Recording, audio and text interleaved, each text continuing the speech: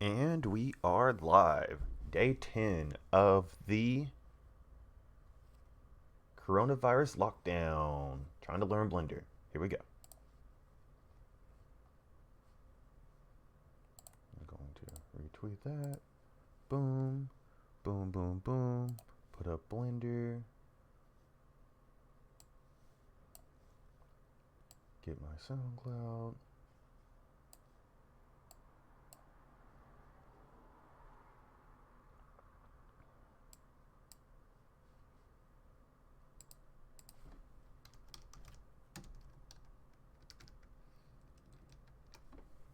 That live for the funk. This is dedicated to the niggas that was down from day one.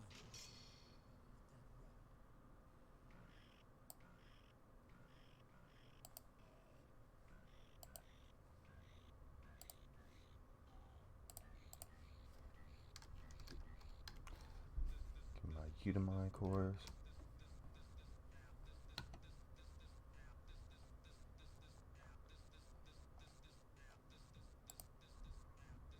So I'm on bowling pins. No, I'm on the poly chess. Section 4.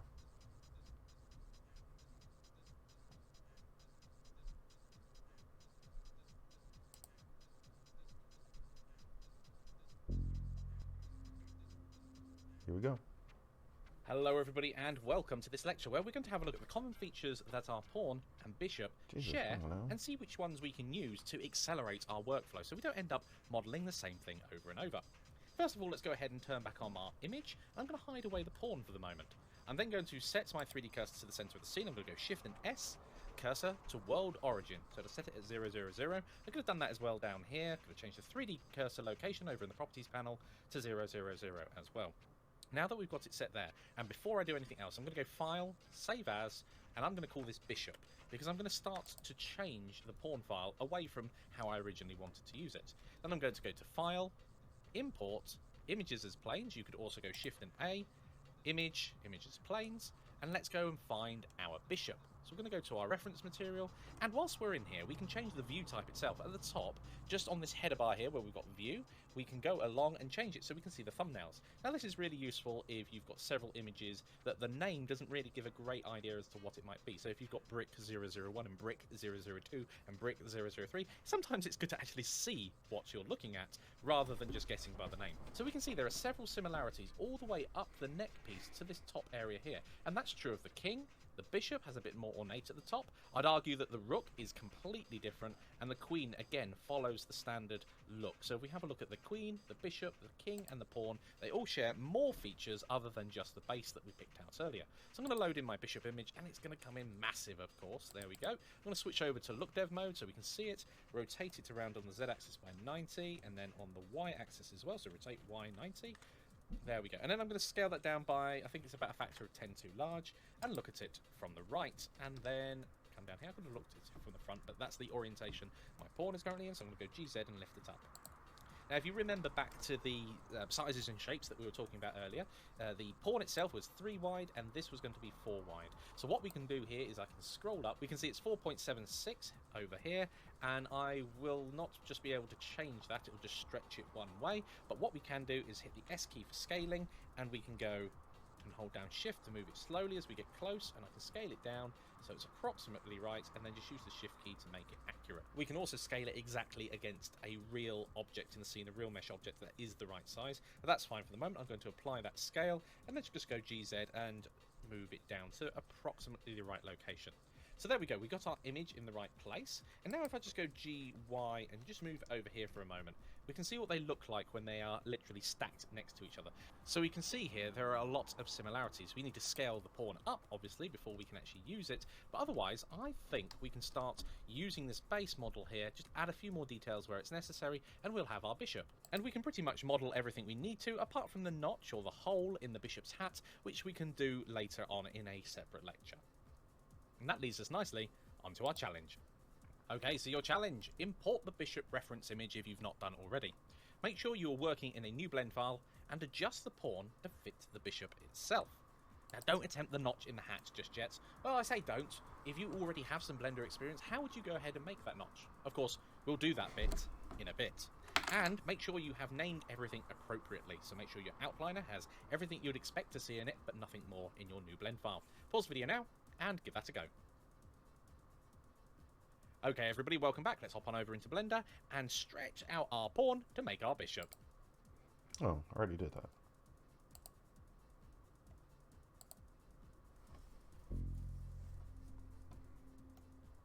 Hello everybody and welcome to this lecture where we are going to get the chance to play with origins and position things exactly where we want them. If we have a look at our 3 pawns in front of us here, the one on the left has its origin smack bang on the bottom. This one has it in its center of mass, and this one, it's over here in the head of another pawn, or almost there. So there are various reasons why you might want origins in different places, and it is important to select the right one for what you are doing and trying to accomplish at the time, and also knowing that you can move that origin around to your heart's content depending on what you're trying to do. And this is especially important, for instance, if you're working with someone else or yourself and exporting to a game engine, you may need to have your origin in a very specific place that's not where you'd naturally have it when creating your model. Let's find out more. Okay, so let's start off with our pawn that we've got here, because there's lots of things that we can do. The first thing I want to show you, we've covered it briefly going past it in the past, but this time I want to really hone in on it. If we select an object and right-click on it, it brings up the Object Context menu, which has in it the set origin, and we've got a series of options as to where we can place that, which is really awesome. And we've covered these before.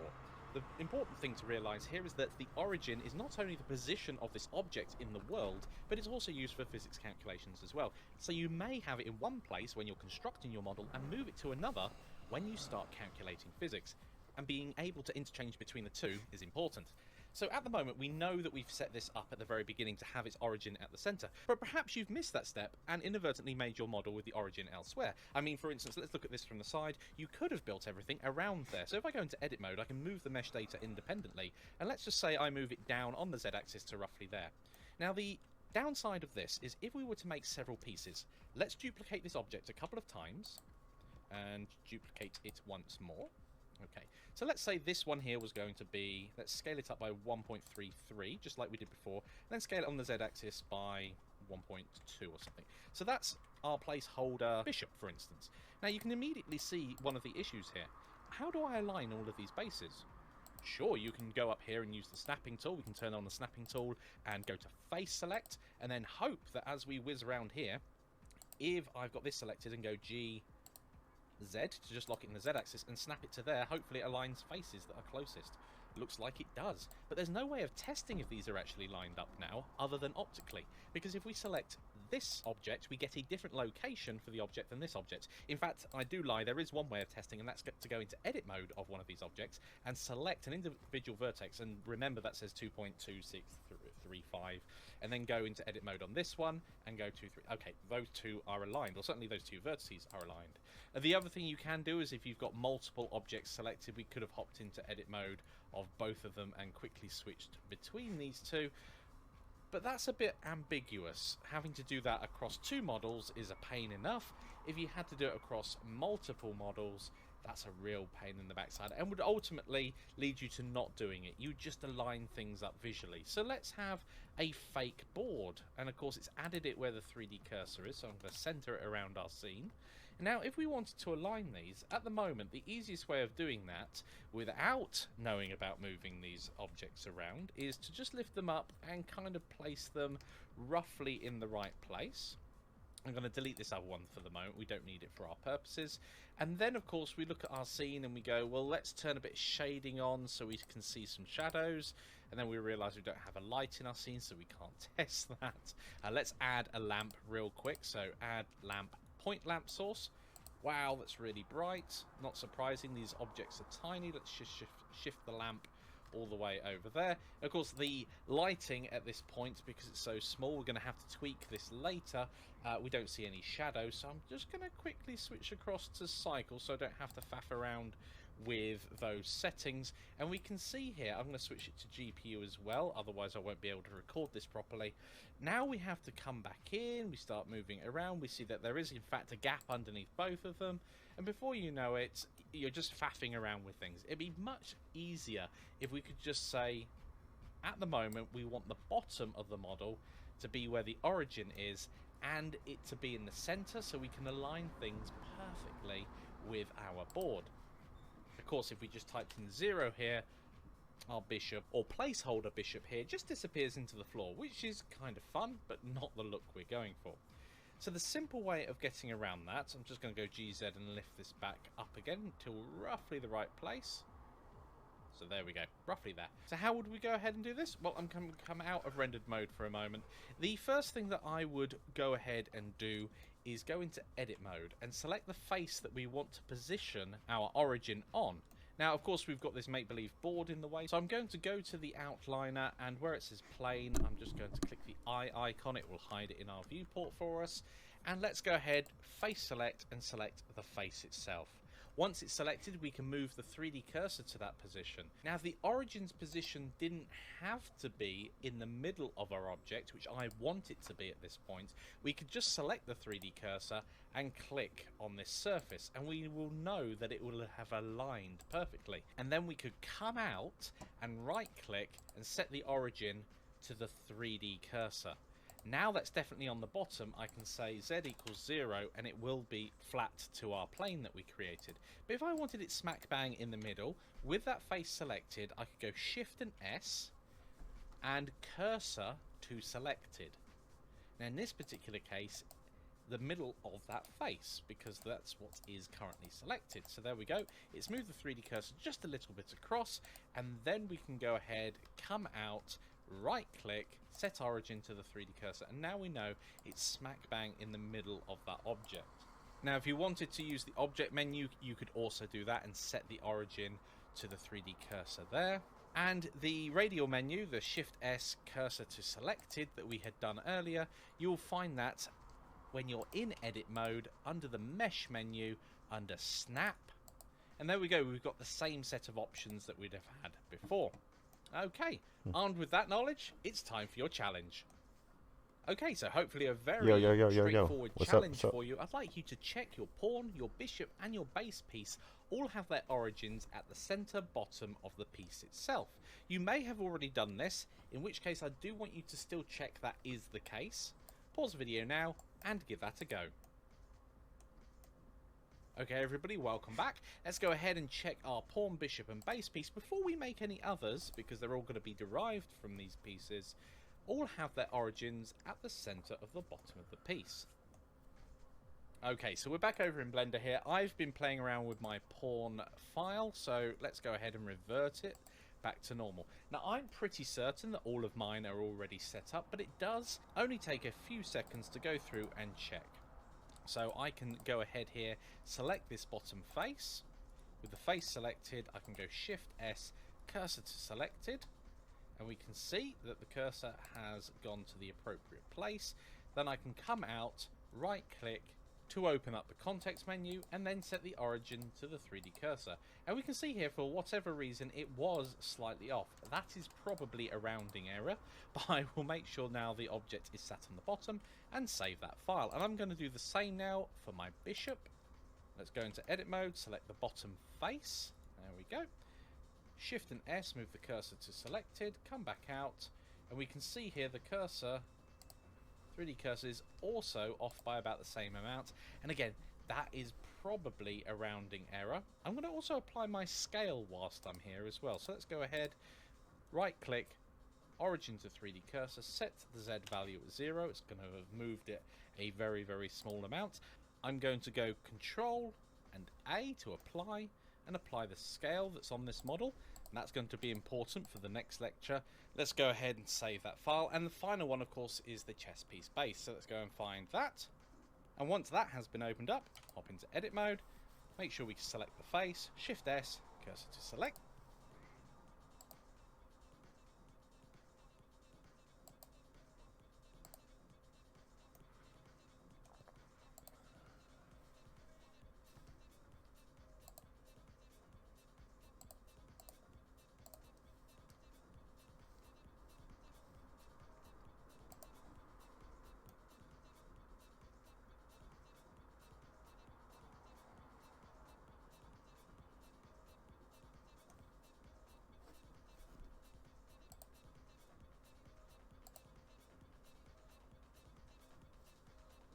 selected, tab back out into object mode, right click, set origin to the 3D cursor.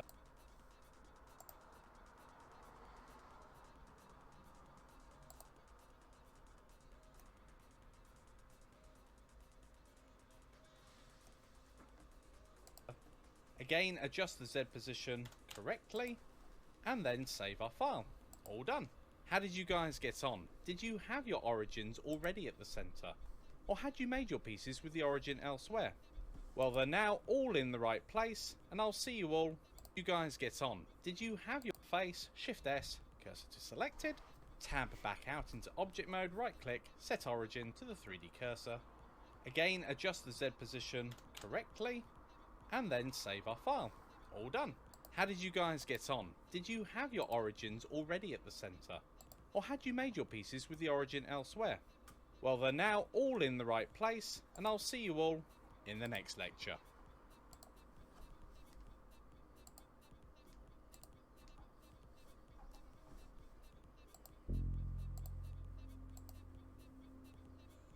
Hello everybody and welcome back. In this lecture we are going to add the notch to our bishop, or rather his hat, and we're going to use the Boolean modifier to do that really quickly. Let's find out more. Okay, so we're going to start with the default cube in front of us, and we're going to add another mesh object because the Boolean modifier requires two mesh objects to work with. So let's go ahead and move this UV sphere just to one side. So we have our cube and we have a UV sphere. Let's go ahead and select the cube and apply the Boolean modifier to this mesh object.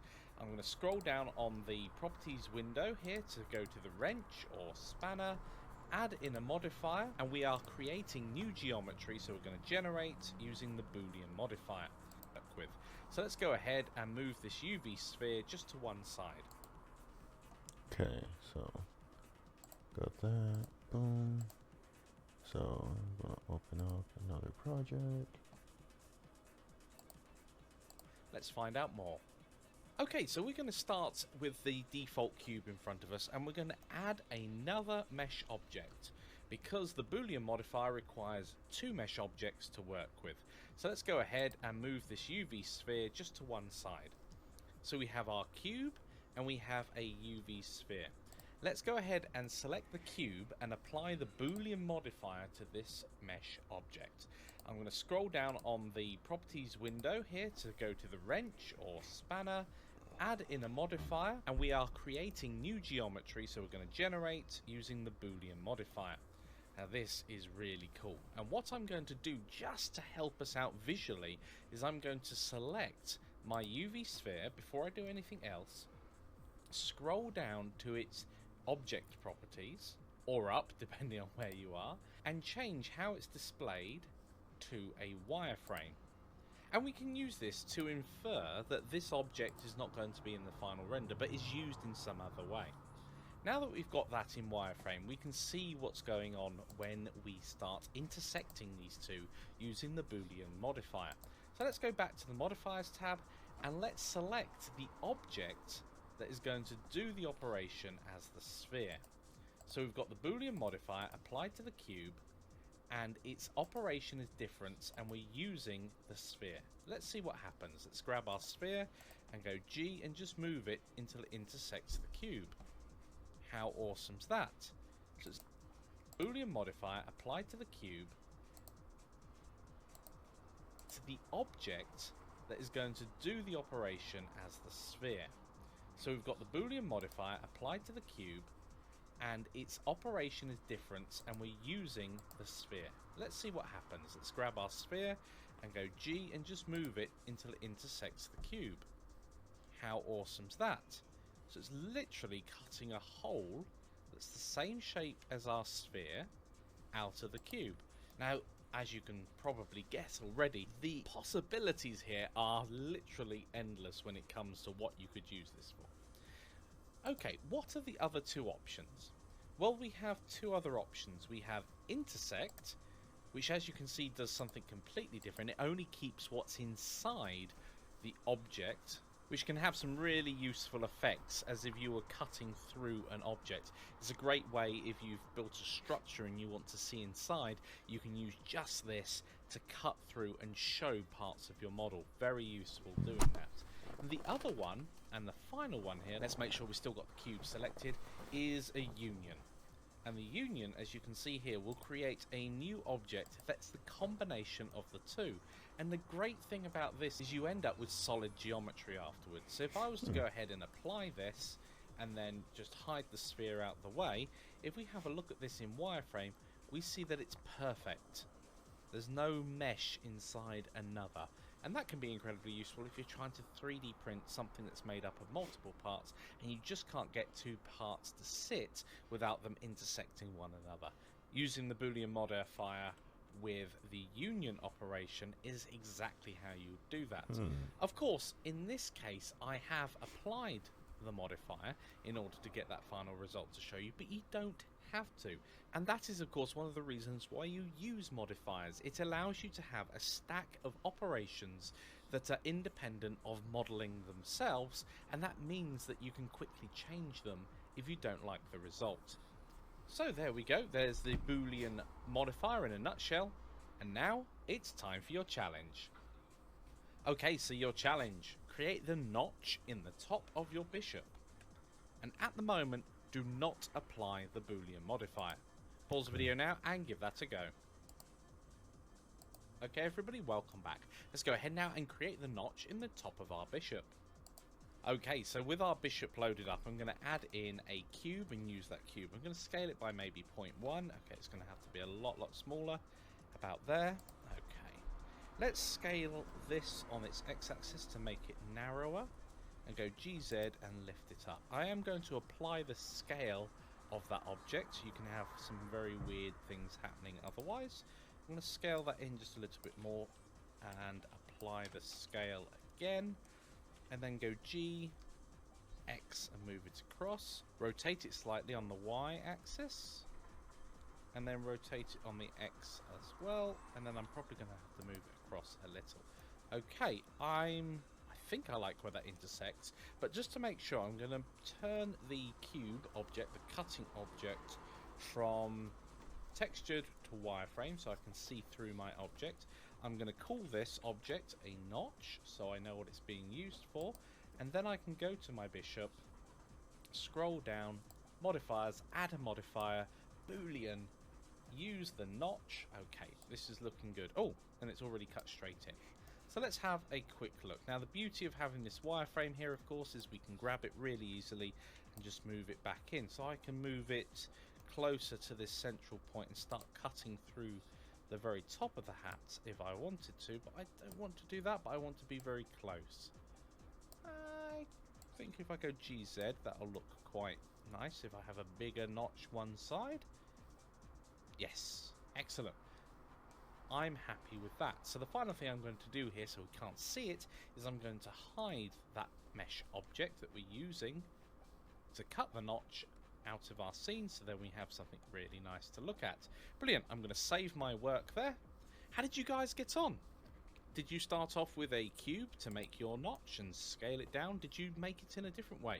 I'd love to see your construction methods, how your notch is looking. Please share them over in the discussions. Do you make it in a different way? Yes, I know what it's being used for, and then I can go to my bishop, scroll down, modifiers, add a modifier, Boolean, use the notch. Okay, this is looking good. Oh, and it's already cut straight in. So let's have a quick look. Now the beauty of having this wireframe here, of course, is we can grab it really easily and just move it back in. So I can move it closer to this central point and start cutting through the very top of the hat if I wanted to, but I don't want to do that, but I want to be very close. I think if I go GZ, that'll look quite nice if I have a bigger notch one side. Yes, excellent. I'm happy with that. So the final thing I'm going to do here, so we can't see it, is I'm going to hide that mesh object that we're using to cut the notch out of our scene, so then we have something really nice to look at. Brilliant. I'm going to save my work there. How did you guys get on? Did you start off with a cube to make your notch and scale it down? Did you make it in a different way? I'd love to see your construction methods, how your notch is looking. Please share them over in the discussions, and I'll see you all in the next lecture.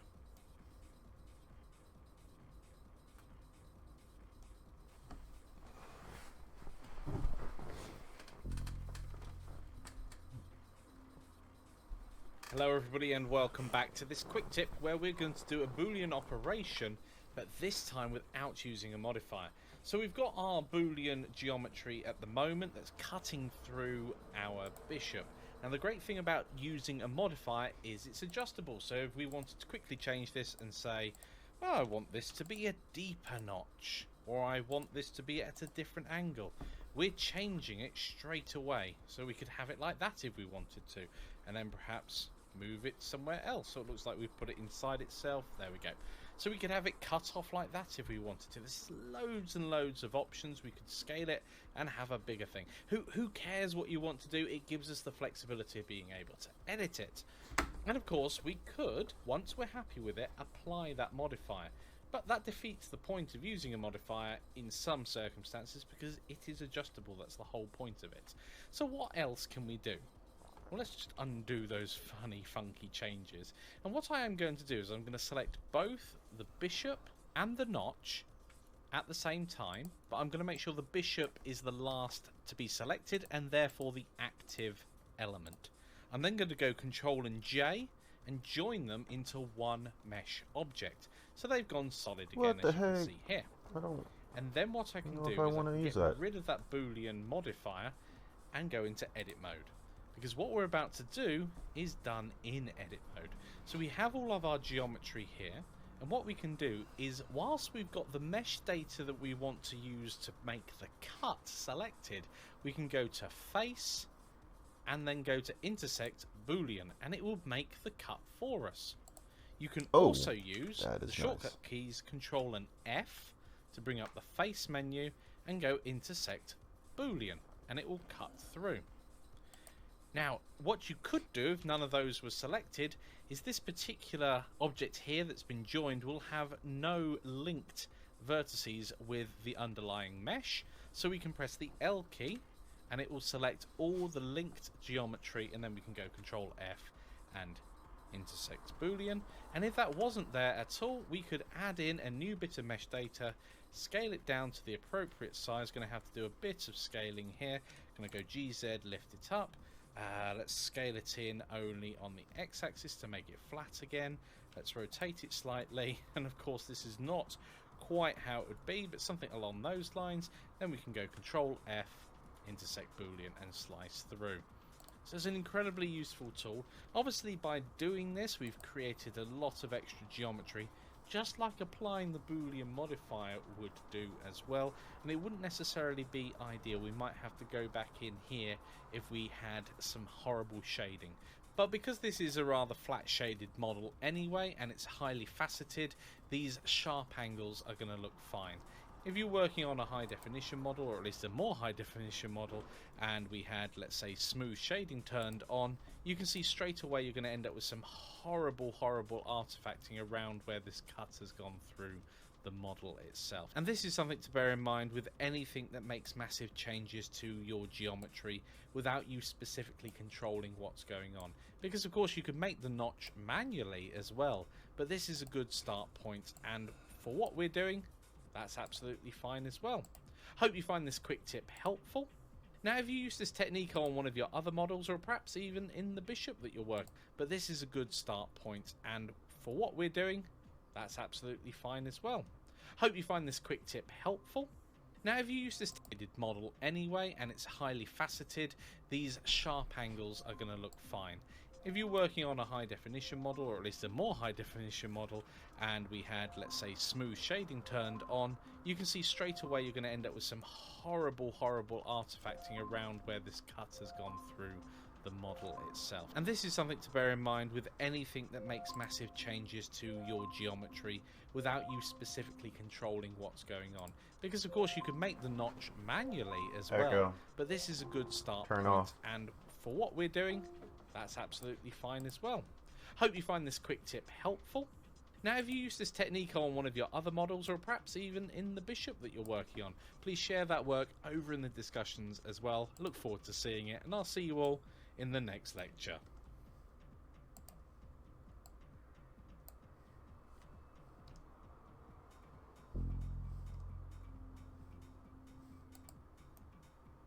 Hello everybody and welcome to this lecture on parents and children. As you can see, the scene in front of us is what we're going to be working towards, and if we have a look, there are all of these lines going from the pieces to the board itself, and if we select only the board and then move it around, you will see that all of the pieces move along with it. That means that all of these pieces are children of the board itself. So let's go start setting this up now and find out more. Okay, so we'll start with the default scene here, and then we'll start creating our chess scene itself. So we have in front of us a camera, a cube, and a light. And these are all objects. They can be parented to one another. And how we do that is, let's say we select the camera. Notice that it's bright orange. If we then shift and select the cube, it goes dark orange, meaning it's selected but not the active item. Now the cube is the active item because it's that light orange. Now we can go to the object menu, go down to parent, and you see we've got a load of options here. But basically we want the top one just to parent it to the object. So if we select object and then make sure you click object again, we can see that the operator panel says make parent. We can open that up and we can keep the transform if necessary, and we'll see in a moment with the bishop why that might be necessary. But for the moment, these two are now parented together, and you can see this dotted line going from our camera to our cube. You can turn these off under the overlays options if you want to, and turn off relationship lines. As we get more pieces in our scene, we're going to have 32 pieces in total. It can get a bit crowded with all of these relationship lines turned on, so you may want to turn it off for simplicity. I'm going to leave them on for the moment so I can see these two objects are parented. Now what this means is that the camera is now a child of the cube, which means if we move the cube around, the camera will follow it. However, if we move the camera around, the child, it will not affect its parent. And that's very, very useful whenever we are creating a hierarchy, which we are certainly doing with the chess set itself. Now at the moment you cannot really see, there's no affordance other than this dotted line that these two are connected. If we have a look over in the outliner, however, we can change the view type itself from view layer to scenes. If we change it to scenes, we get a hierarchy of everything that's in the scene. If we open up that, we see that we've got objects in our scene. If we open up that, we see that we've got a cube in our scene and a light. But where's the camera? The camera is now nested under our cube, and we can see here, there it is. The other way that you can parent things is by clicking and dragging them on top of other items in here. So for instance, the light itself, I could parent that to the cube as well by clicking and dragging it over the top of the cube and letting go. And it's now also parented, which means that the light and the camera now follow that piece wherever it moves. However, they can still move independent of one another. Now you can just have a stronger hierarchy if you wanted. So if the camera and lighting was set, open up that, we see that we've got objects in our scene. If we open up that, we see that we've got a cube in our scene and a light. But where's the camera? The camera is now nested under our cube, and we can see here, there it is.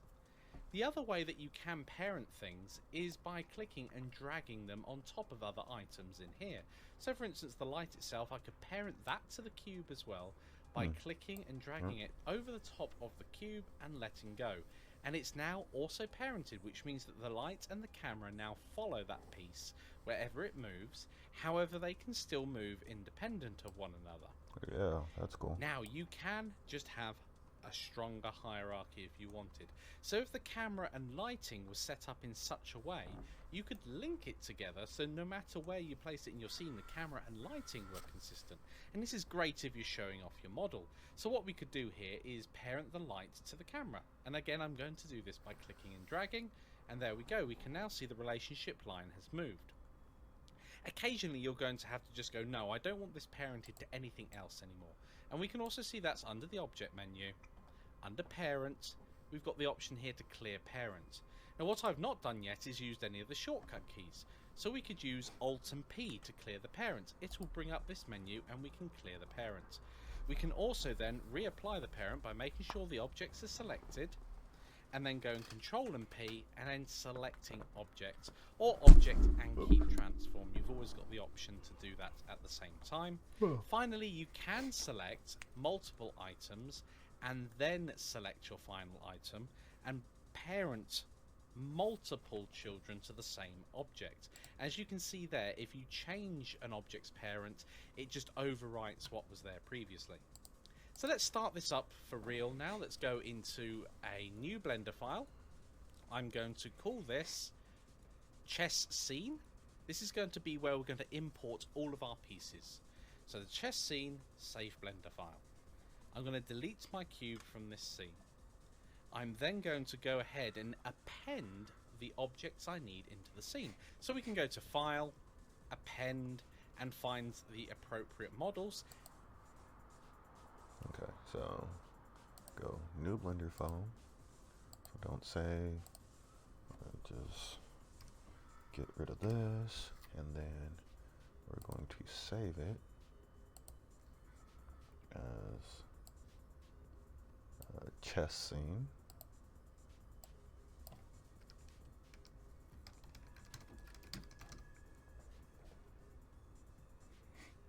Yep. So chess scene. Boom. Or you can go to your file system itself. This is pretty awesome. Find your files. Where are we? Repos, Blender Remaster, chess set. And what we can do here is, if you've got your blend pieces, we can just click and drag them into our scene. So you'd be in your 3D view here. You would select your models, and let's drag the board in. And when we go ahead and drag the board in, it gives us a series of options, either link or append or open it. In this case, I want to append it. Now we get our list of things that we want to append, and I'm just going to append in my object. So in this case, just the chessboard. I don't need the light or camera.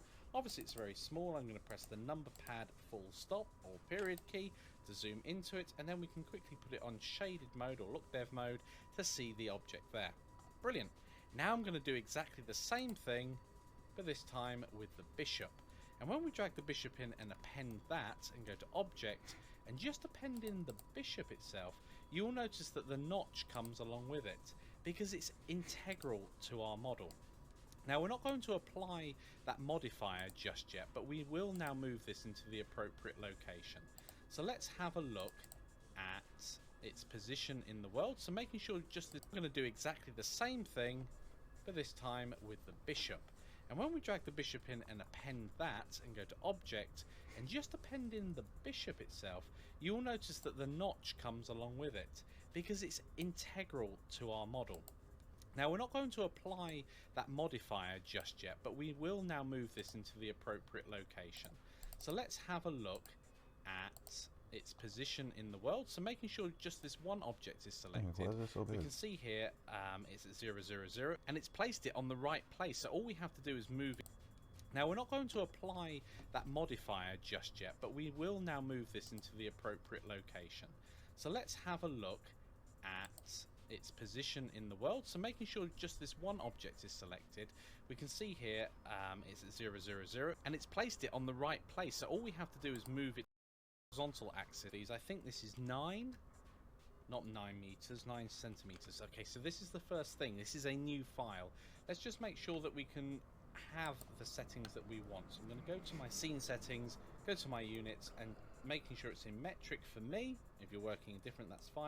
I'm going to go to centimeters and save my file. And then when we're moving things around, they're going to be moving correctly. And this, I think, is 21. There we go. So our bishop's now in the right place. But oh no, the notch has not followed. Okay, so making sure it's in metric for me, not 9 meters, 9 centimeters. Okay, so this is the first thing. This is a new file.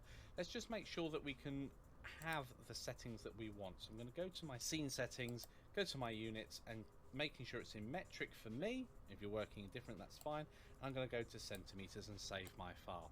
And then when we're moving things around, they're going to be moving correctly. And this, I think, is 21. There we go. So our bishop's now in the right place. But oh no, the notch has not followed. Okay, so we've forgotten to parent the notch to the bishop. That's because we didn't know about parenting. So let's just undo that move and place it back to where it was. Let's parent the notch to our bishop, Control and P, done. Now let's go ahead and parent the bishop to the board, Control and P, done. We should now find that when we move the board, the bishop moves along with it. When we move the bishop, the notch moves along with it. Perfect. Now we can go ahead and move our bishop to the appropriate location. So if we move this to 9 and 21 again, of course it may be different on your board if you're using different scales. I know that works for mine. And then we've got everything all sorted. Now I'm going to switch my view in the outliner here to scenes, so I can just make sure that we've got chess set, yes, bishop, yes, and then we've got this notch just here. Now one thing I do want to show you, I've managed to go into edit mode, is sometimes when you parent things together, let's say we wanted to parent this together again, you can end up with another object just disappearing into the distance like so, and resetting to the center of the scene where it was originally imported to. Very easy to do. If that does happen, just remember to click keep transform and that will not happen. So that's the example of where that is incredibly useful.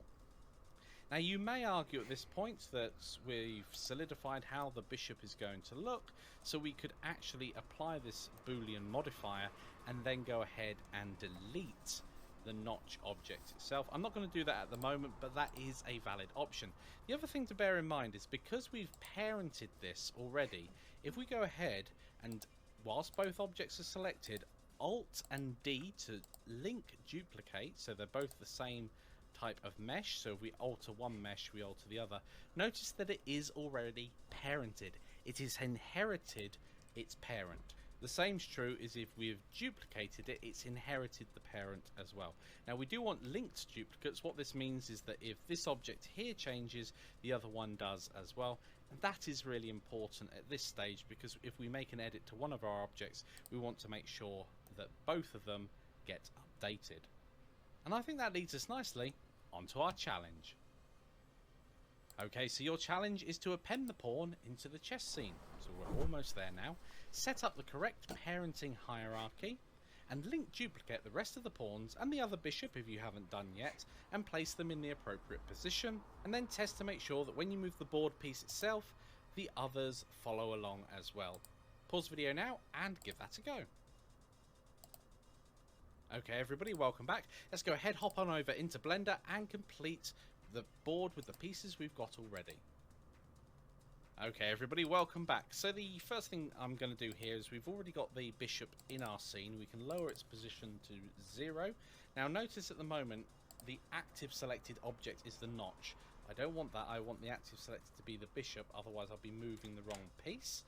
There we go, and this is probably going to be -12 or -9. Yeah, there we go, and 21, wasn't it? Okay, so that's that in. I'm going to go ahead and I'm going to grab my pawn, drag that into our scene, append it, and then go to, oh, wrong one, go to Object, Pawn, Append. There we go, it's in the scene. I'm going to Shift Select the board itself and go Control and P to parent it to the board. Okay, so that's the first one done. The next thing I need to do here is go ahead and move it to the correct location. So on the y-axis, oh, making sure you've got the right thing selected. We are looking about 15 centimeters, perfect, and we're going to start over here, and that's going to be 21. Okay, so now it's a matter of linked duplicates, or we could use an array modifier. Interesting. I'm going to do linked duplicates because otherwise it's going to be a pain to switch the object data out afterwards. So in this case, the array modifier is not going to be suitable. I'm going to use Alt and D to make the linked duplicate. And then we'll move it on the x-axis probably by -3, I should imagine.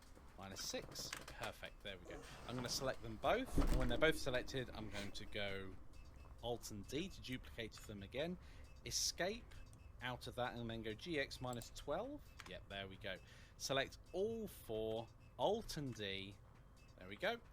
GX -24. There we go. So that's all of those duplicated. You could have done them one at a time. Now I am going to double check that these all have the same mesh data, even if they're separate mesh objects. And you can test that by just selecting one of them, going to edit mode by pressing tab, and they all switch into edit mode. And you can see here that means that the entire set of pawns all adjust.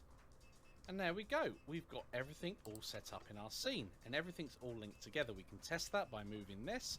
Perfect. The pieces should move individually, which they do. And then the bishop itself moves individually, and the notch is still parented. Excellent. So we've got our hierarchy all set up there. How did you guys get on? This is brilliant. This scene is now coming together really well. We've got a couple more pieces to make, and the board to make a bit more ornate as well.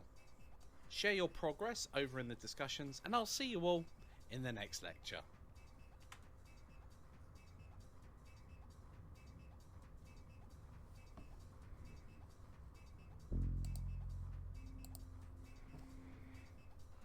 Hello everybody and welcome to Empties. In this lecture we're going to introduce the concept of an empty itself. It is a null object. It has no geometry. It's mainly used for control and organization, and it can also be used in modifiers as well, and we can do some really funky things with the array modifier if we use an empty. They can be used as a handled control object, so later on when we get to animation we can set up an empty to make sure that a piece of a model tracks to that empty. And of course when we go to render it means that it will not be in our scene at all, which is very useful. It can be used as a parent object for a group of objects, so much like you can shove everything in a collection. Well, if you need to move a whole lot of objects at once, you can assign them to one empty and then just move the empty. And of course, they'll have many other uses as well. So let's hop on over to Blender and explore empties. Okay, so we're over in the default blend file here. The first thing I'm going to do is add an empty. So you can get to it via the add menu or shift and A. And when you do that, we can go down to where it says empty. And you will see that there are loads of different types of empty that you can use. They are all the same. That's something that's very important. This is just their appearance. That is how they look in the 3D viewport. Which one you actually pick doesn't matter at all. I'm going to pick the plane axis for the moment, and I'm just going to move it over here out of the way to show you what it looks like. So it's got an origin, just like every other object does, and then it will have a certain shape. As you can see here, it intersects that origin. If we were to add a different type of empty, let's say a single arrow, this could be used to denote the direction of something and how it should move. And that's the purpose for having these different empties. It's just to infer a different type of movement or different use case. So I'm going to delete that empty from there. So what we can do here is we can select our cube, shift and select our empty, go Control and P and parent it. Now that means that when we move around this empty, much like when we move the chessboard around, all of the associated pieces followed. Now just remember, over in the outliner, everything is in one collection at the moment, the scenes collection. However, if we wanted to see the hierarchy of how things are parented, we'd need to switch from view layer to the scenes, and then we can break everything down into the objects and their hierarchy itself. And that's useful, being able to switch between those two, because depending on what you're doing, you may find one view more informative than another. And it's certainly, when you start getting things piled on top of each other, much easier to open up your outliner, maybe stretch it out a little here, and select the item by just clicking on it here. So empties are incredibly useful. They just go in your scene. You can use them to control. So at this point we could rotate the empty, and you can see that the cube will rotate from this point here. Now that's really, really useful, because that means we could also use it as a pivot point. So if you've got something that opens and you need to use this elsewhere in order for it to work, that's what you can do. Oh, yeah. So now we've had that overview of empties, I'd like you to use them now in our challenge. Okay, so your challenge: set up an empty for the black and white pieces. And also add another empty for the pawns themselves. Now where you store the empty in the scene, just think about it logically and where you would want to place that. You may want the white and black pieces to be in certain locations, and obviously dumping all of your empties on top of one another might not be a great idea for selection. Also, you're going to have to add those black pieces into our scene and give them an appropriate material as well. Parent the pieces to the appropriate empty. You may have a different hierarchy from me at the end. You may have the white pieces being a parent of the empty for the pawns. That's entirely up to you how you structure that. There are a couple of ways of doing it. My way is not necessarily the right way. It will just be an alternative way. Now, use collections for grouping as well. We haven't used collections in a while. I'd like you to practice the skill of adding things to collections for the grouping as well. So we're going to have a hierarchy with parenting and children, and we're also going to have a hierarchy of collections as well. So for the white pieces, maybe for the pawns, it's up to you how granular you want to be, but certainly for the white and black pieces. And then check your reference material. Is your board the right way round? I know mine isn't, so I'm going to have to sort that out. Pause the video now and give that a go. Okay, so with our chess scene loaded up, the first thing I need to work out is selecting everything. At the moment, it's going to be a real pain to go along and just hold down shift and select things. It's perfectly possible because what we have here isn't too difficult to do. In fact, what I would do here is I'd highlight everything and then hold down shift and just click the board twice to make it the active selected and then deselect it. Now I think we've got all of those objects selected, and first of all I'm going to move them into a collection, because when we move them into a collection, and these will be black pieces initially, when we move them into this collection, what we can then do is, whilst we are in the scenes view in the outliner, you can open up scene collection and just click on black pieces or just click on selection, and it will automatically select everything. If you are in the other view, the view layer, when you do that, let's go down to black pieces. If you click on it, it doesn't select the black pieces. You'd have to right click and select objects to do that. So I'm going to go back to the scenes thing and then hold down shift and just click the board twice to make it the active selected and then deselect it. Now I think we've got all of those objects selected, and first of all I'm going to move them into a collection, because when we move them into a collection, and these will be black pieces initially, when we move them into this collection, what we can then do is, whilst we are in the scenes view in the outliner, you can open up scene collection and just click on black pieces, and first of all I'm going to move them into a collection, because when we move them into a collection, and these will be black pieces initially, when we move them into this collection, what we can then do is, whilst we are in the scenes view in the outliner, you can open up scene collection and just click on black pieces or just click on selection, and it will automatically select everything. If you are in the other view, the view layer, when you do that, let's go down to black pieces. If you click on it, it doesn't select the black pieces. You'd have to right click and select objects to do that. So I'm going to go back to the scenes layer, so everything's both got the collections there so I can test them, and it's got our hierarchy that we have. So we've got our chessboard, and then we've got everything else underneath it. And of course this will change in a moment when we start adding our empties. But the first thing I want to do is select my black pieces, duplicate them, move them on the x-axis by, I think it's going to be minus 30. Oh sorry, the y-axis, there we go. I need to see this. What we'll do here is I'd highlight everything, and then hold down shift and just click the board twice to make it the active selected and then deselect it. Now I think we've got all of those objects selected, and first of all I'm going to move them into a collection, because when we move them into a collection, and these will be black pieces initially, when we move them into this collection, what we can then do is, whilst we are in the scenes view in the outliner, you can open up scene collection and just click on black pieces or just click on selection, and it will automatically select everything. If you are in the other view, the view layer, when you do that, let's go down to black pieces. If you click on it, it doesn't select the black pieces. You'd have to right click and select objects to do that.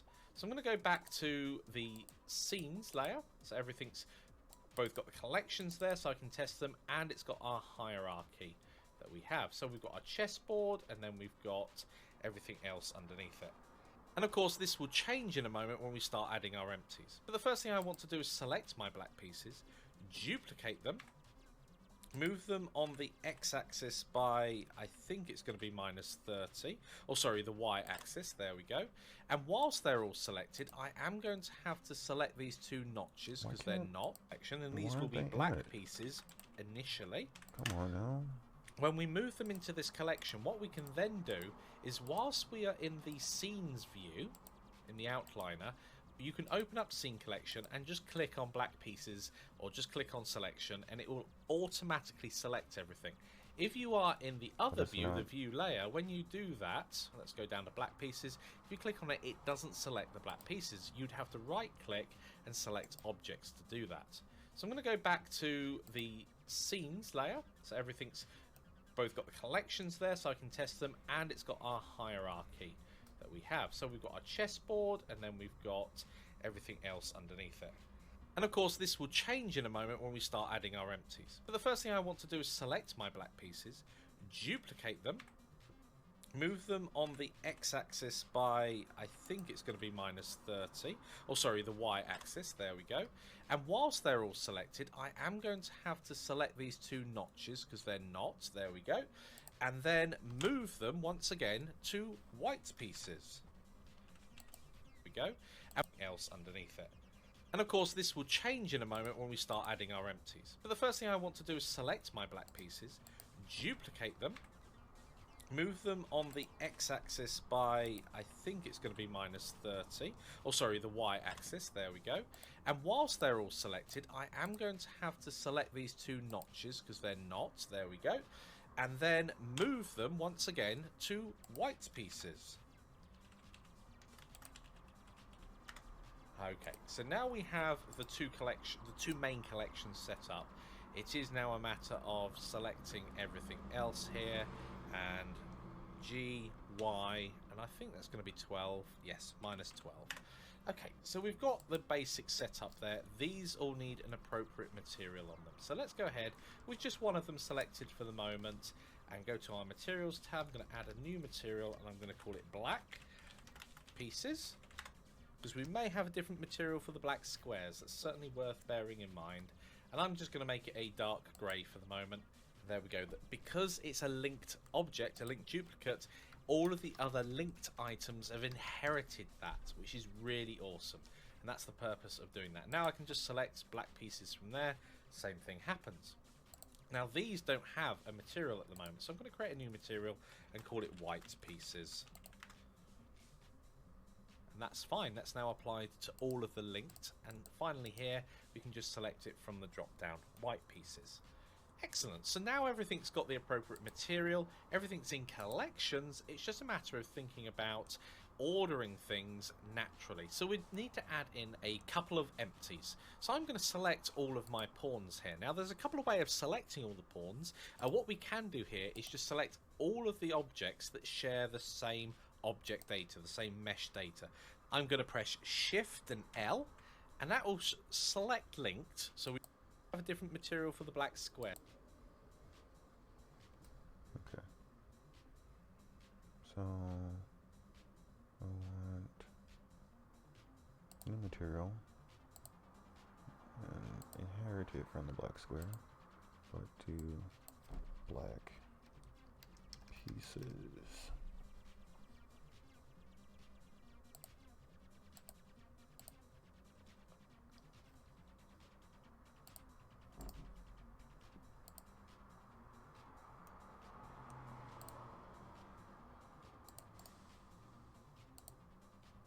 These objects, and I want to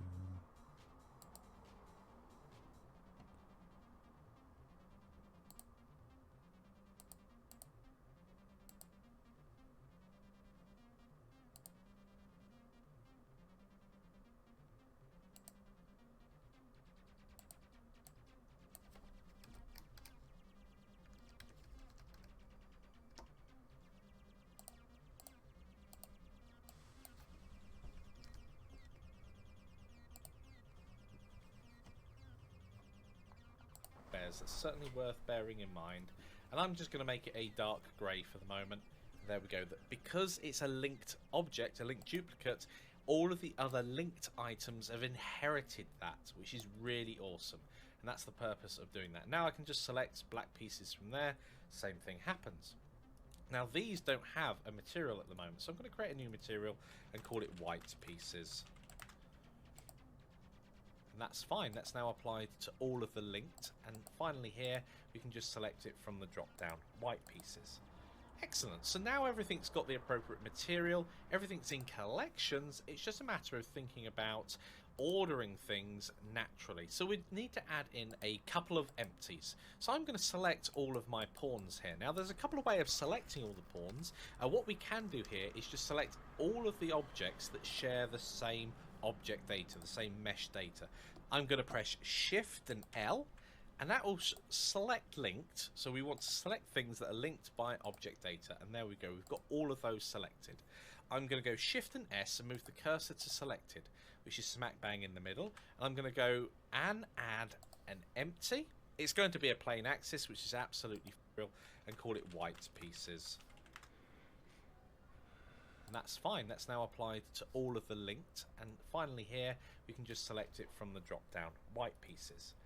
Excellent. So now everything's got the appropriate material, everything's in collections. It's just a matter of thinking about ordering things naturally. So we need to add in a couple of empties. So I'm going to select all of my pawns here. Now there's a couple of ways of selecting all the pawns. What we can do here is just select all of the objects that share the same object data, the same mesh data.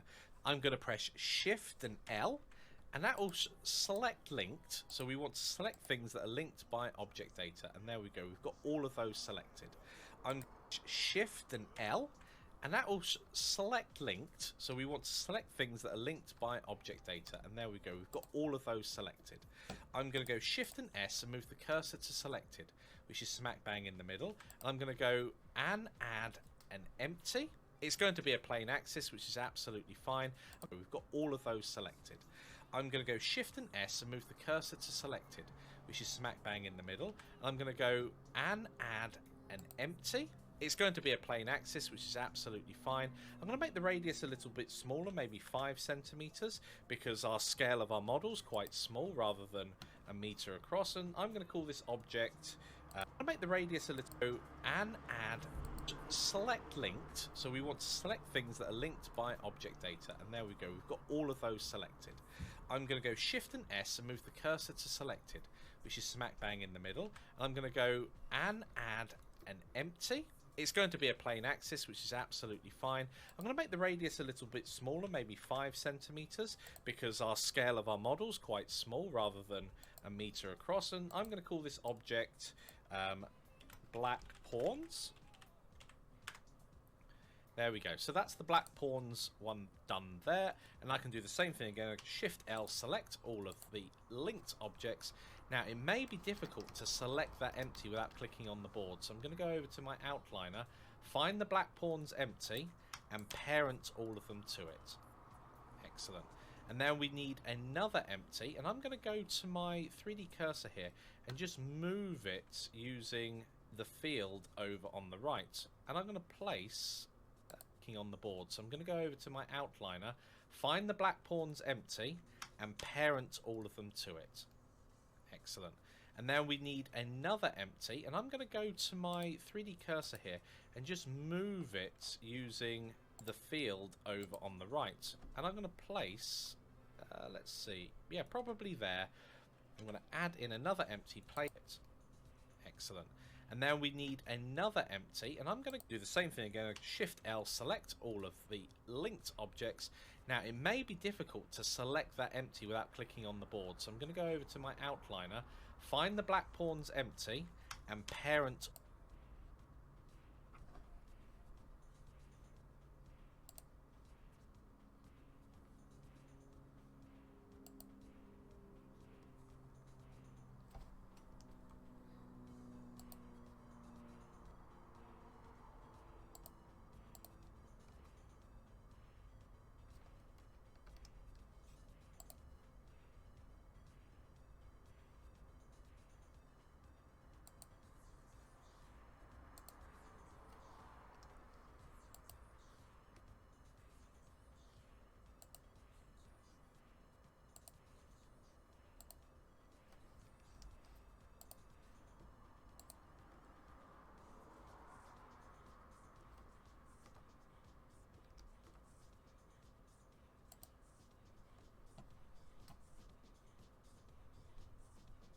all of them to it.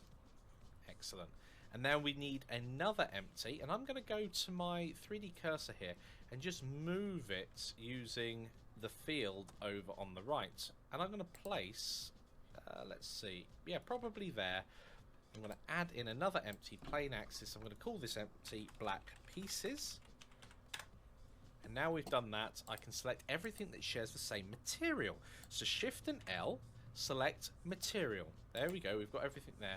Find the black pieces and parent it. Now you can see here there's going to be a backwards and forwards coming here. So at this point I am going to not have the pawn selected actually. I'm going to select the bishop, Shift and L, object data. I'm going to make sure these notches are selected as well. And I'm going to link those and parent them, sorry, to the black pieces individually. So making sure that the empty is the last thing to be selected. And then the black pawns empty, I'm going to parent that to the black pieces empty. So you just have to think carefully about the order in which you do. Find the black pieces, empty black pieces. And now we've done that, I can select everything that shares the same material. So Shift. And now we need another empty, and I'm going to go to my 3D cursor here and just move it using the field over on the right. And I'm going to place, let's see, yeah, probably there. I'm going to add in another empty plane axis. I'm going to call this empty black pieces. And now we've done that, I can select everything that shares the same material. So Shift and L, select material. There we go, we've got everything there. Find the black pieces and parent it. Now you can see here there's going to be a backwards and forwards coming here. So at this point I am going to not have the pawn selected actually. I'm going to select the bishop, Shift and L, object data. I'm going to make sure these notches are selected as well. And I'm going to link those and parent them, sorry, to the black pieces individually. So making sure that the empty is the last thing to be selected. And then the black pawns empty, I'm going to parent that to the black pieces empty. So you just have to think carefully about the order in which you do things. And now I'm going to repeat the same process on the other side. Now, rightly, to have the pawn selected actually, I'm going to select the bishop, Shift and L, object data. I'm going to make sure these notches are selected as well. And I'm going to link those and parent them, sorry, to the black pieces individually. So making sure that the empty is the last thing to be selected. And then the black pawns empty, Okay. Okay, so then we got this and Shift L, object data, and then we're going to parent that individually to it. Boom, and then we're going to take the pawns. When I do that, and then we're going to Control P, and then parent to that object, and then I have multiple parents. There we go. Going to parent that to the black pieces empty. So you just have to think carefully about the order in which you do things. And now I'm going to repeat the same process on the other side. Now, rightly thinking, you could actually just duplicate everything we've now got here and move it over to the other side and switch the piece color out. And then do a bit of renaming. And I think that might actually be a good idea. Yes, I'm going to give that a go. It may fail, but I think that's actually going to be the better way of handling this particular operation. So I'm going to delete all of those pieces. I'm going to select all of these ones, and it looks like I've managed to capture everything. Bit concerned that we're missing a notch over here. So something's happened to our notch at some point. I think, yes. So when we've applied the parent at some point, there we go. When we parented our bishops here, so Control and P, we needed to keep the transform. Otherwise, it moved the notch away. Okay, and then I think we need to go back and do the black pawns and parent it to the black pieces. Parent, object, and there we go. It's not moved anything else. Perfect. So now we've caught that one out. It's important to check your work as you go, not just blindly blunder forward like I just did. We can delete all of those, select all of these, including that empty there. I think they're all selected. Perfect. Let's duplicate those and then move them on the y-axis by -30 again. That didn't move quite right, did it? Let's just continue moving it on the y-axis till it's roughly right, and we can place things perfectly in a moment. In fact, let's just have a look at their world position. If I set that to -21, we should be good because everything else has been pulled along with it. And then we can go ahead and grab these bishops. I can do that by just aligning it like so and moving them on the y-axis by -12. That'll move them to the right position. Now we've got a slightly different position now for all of our pieces. So I'm just going to undo that and rotate all of these pieces around. So I'm going to select this one here, rotate everything on the z-axis by 180, and then move it forward. And then we should have everything in the right place. So we're moving it forward by 9 centimeters. There we go. So that saved me faffing around with everything else. And that's a great thing of actually using an empty. I couldn't realistically done that operation as easy if I didn't have everything linked to it. So the final thing here is to call this white pieces. And then find this one and call this white pawns. So this is the downside of doing it this way. There's a couple bits of renaming to be done. Now the pawns themselves, they're obviously a bit different. They have been duplicated, not linked duplicates. So they, even though these are all linked duplicates of one another, because we duplicated them from here, they've lost the association with the first load. So we can go along here and set it to white pieces, set this one also to white pieces really quickly. Okay, and now it's time to test our hierarchies. Did that better than So we've got you. white pieces, Did that faster doesn't than select anything. Perfect, so let's go and make sure we've got things in our collection. Make sure we've got everything selected, looks good. Move it to white pieces. And I'm going to do the... Oh, did that actually move things? Yes, it did. Okay, sometimes when you click off, it's not so easy to get. Select this lot here, move them all to black pieces. There we go. So that's good. We should now be able to select the white pieces and the black pieces really quickly. Excellent. We should have black pieces and then white pieces individually. Excellent. We can just pick up everything by selecting that or selecting this one here. And there's one last parent to do. All of these pieces should be parented to the board. So Control and P, parent it to the board itself. That means if the board moves, everything moves. If we move the white pieces, everything moves. Excellent. I think we're done and dusted. I'm just going to check my hierarchy once more. So we've got black pieces, white pieces, chessboard. So a nice simple object hierarchy. And then our scene collection, I'm just going to call this board for the moment, because that's all that's within there. Oh, there is a camera and light as well. So I'm going to call it board, camera and light. Of course, that may change later on as well. Hey, it's Mike back from a few lectures time. I was about to go brilliant, we're all done, please share your work. And I've just realised that just moving it to this side of the board doesn't put a black square in this lower corner. So there is one final thing to do here. I'm going to select both of these empties, and so the middle point will still be accurate. When I go and rotate it on the z-axis, everything will swing around perfectly, and I only need to do it by 90 degrees. And then we've got the black square in the lower corner.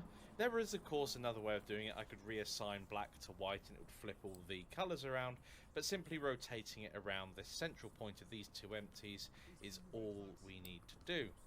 And there we go. Brilliant. I can finally say it. We are all done. I'm really happy with how this is working out so far. I hope yours are coming along really well as well. If you did decide on a different hierarchy, I'd love to see what you've done. So please do share your work over in the discussions, and I'll see you all in the next lecture.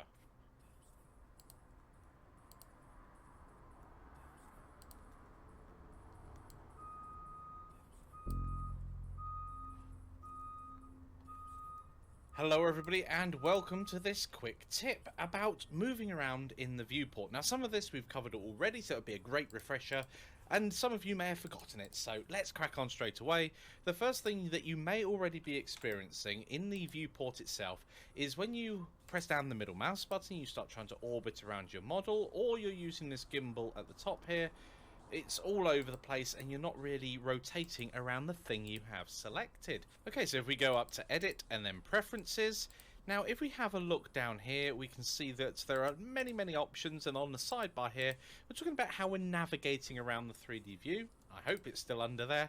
Under navigation, here we go. We've got orbit around selection, auto perspective, auto depth, etc. So, orbit around selection. Well, there's a tick in it, but it's not doing what we think it is. And that's because our selection is much larger than what we can see in the scene. So when we just select the board, it is doing so. However, when we select the board, light and camera, well, the light and camera are still miles and miles out over here. So we're actually rotating around the central point of these three objects. So that is something to watch out for. But yes, if we go back to edit preferences, or if that doesn't come up after you've done that, you may have it open in another window still. Making sure orbit around selection is something that I really love having turned on. The other thing that can be incredibly useful is when you are zooming in and out, you may prefer it zooming to the mouse position. Now, this is something that some people will find really annoying and others quite useful. So zooming to the mouse position, if that's turned on and we go back to our viewport, we can use our mouse to keep scrolling in. And this is a great example of we've run out of zoom. I literally cannot zoom in any further. So we need to reset the zoom point at this point. So I'm going to select my board. I'm going to go to View and Frame Selected. Number pad full stop or number pad period. So if I go ahead and do that, now the zoom is back and working. And because we've got it zooming based upon where the mouse cursor is, it does enable you to zoom in and out quite easily, but as you can see there, I can't easily get the rest of the board back in frame. Personally, I don't like it doing that. I do prefer it to be off. And then if I save my user preferences, so it's the same all the time in every new blend file, we see that we zoom in and out based upon what's in the center of the screen. So I will often place the thing I need in the center of the screen first and then zoom in and adjust. That's just the way that I work. If you work differently, that's absolutely fine. We don't need to worry about that. Now, being able to move around the scene otherwise, still got everything selected. Make sure you've got the appropriate thing selected. Being able to move around, being able to walk or fly around the scene. If we go to View, Navigation, once again, same area. And if we scroll down, we've got this walk and fly navigation. They're really, really useful. Personally, I prefer the walk rather than the fly, and you can access that by holding down the Shift key and the grave or tilde key, which is the one next to the number 1 on your keyboard. If you press that down, it'll enable walk or fly mode, and then you can move around your scene. If you're moving too quickly, we can use the scroll wheel to slow down that movement. And this is how you could also animate a camera if you wanted to as well. It'd be a bit jerky unless you were really good at it. But you use the controls W, A, S and D, which will be familiar to you if you've ever played a first-person shooter or any first-person game. W going forward, S going back, and then strafing left and right with A and D. Q and E will go up and down. In fact, if you've been paying attention to the bottom of the screen, you can see a big old list of buttons you can press. One of my favorites is either pressing down the middle mouse button, and I've missed it at that point. There we go. You can or press space. You can jump and teleport to certain locations, which can be really, really useful. The other thing that you can do is turn gravity on. So at the moment, gravity is turned off, but if we press the tab key, it will turn gravity on. And I'm just going to press escape and come out of that for the moment. Notice it resets the view. I just wonder whether gravity is in fact turned on, because I'd have expected to fall right then. So if we go to our scene properties, gravity is turned on and it's set to minus 9.8 meters per second. Let's just try that again. It might not be functional yet, or you can press the G key. No, it seems to reset it above our board at the moment. So with gravity on, there we go. It's just tiny, and we've fallen off of it and gone away. So it's a bug caused by the size of our board rather than anything else. And probably the same with the jumping to and the teleporting, where it is just placing us on top. Remember, you can use the numpad period key, or if we don't have anything selected, select it first, and then go numpad period to zoom back in. Okay. And just a reminder that up here in the top right of the 3D viewport, you do have the option of moving things around. Now, with the camera setup, it is incredibly useful. If you're looking through the camera and then go shift and the grave key or tilde, you can then zoom in and adjust the camera position, even if you're not animating it. So here we go. I've moved the camera in a lot closer to our scene, and what we can do for the moment is I can turn on shaded mode so we can see the effect of a light, and I'm going to move this light down a little and bring it closer into our scene. In fact, the first thing I'm going to do is just position it in the center of the scene.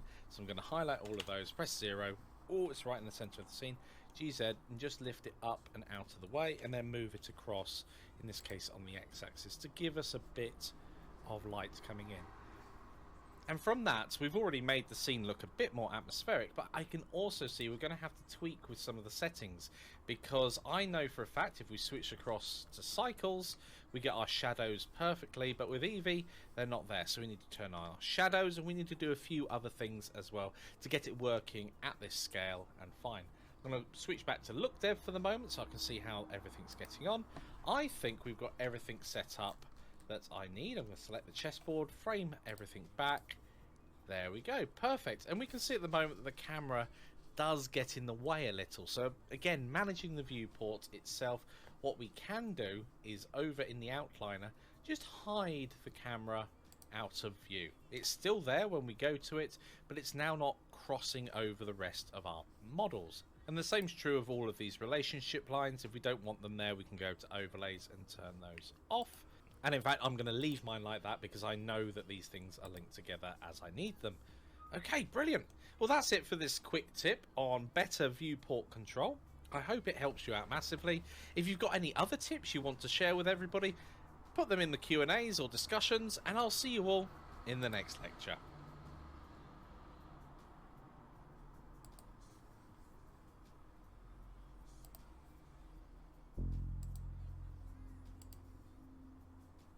Hello, everyone.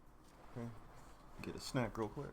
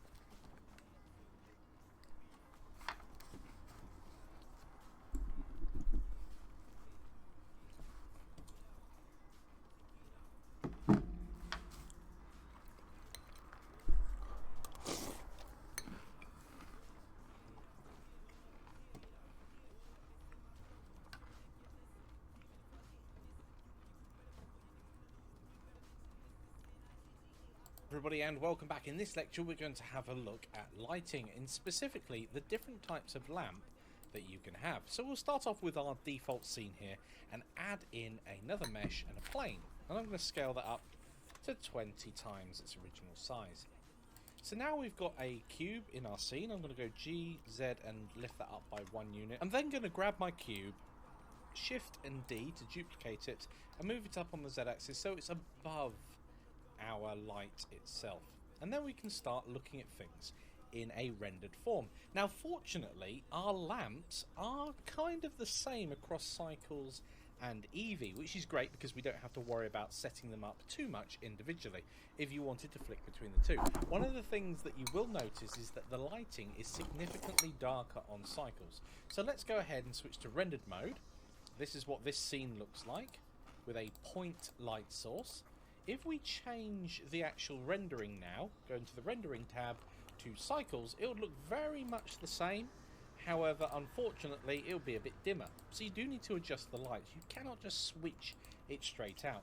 The other thing that you will get when using Cycles is realistic shadows straight away, whereas Eevee, you may not get the shadows behaving as you'd expect. Okay, so with our top cube and our bottom cube and our point light source, let's go to the light properties and start having a look at them. So if we go down, now we've not got the lamp selected at the moment, we're going to go to the object data properties, and you'll notice that if you go from a mesh object, the object data properties is the upside down triangle, the mesh symbol. If we select the lamp itself, we get a light bulb there. It's to do with lamps. So we've got different types. We've got a point, a sun, a spot and an area, and you can see they light things up differently. So let's start with a point light source. It's omnidirectional. The light hits it wherever it goes. Now this is important because this will be lighting up everything no matter where it is in our scene. And this is great for interior scenes where you need to light things up. Candles are omnidirectional, light bulbs, normal light bulbs are omnidirectional. There are plenty of omnidirectional light sources.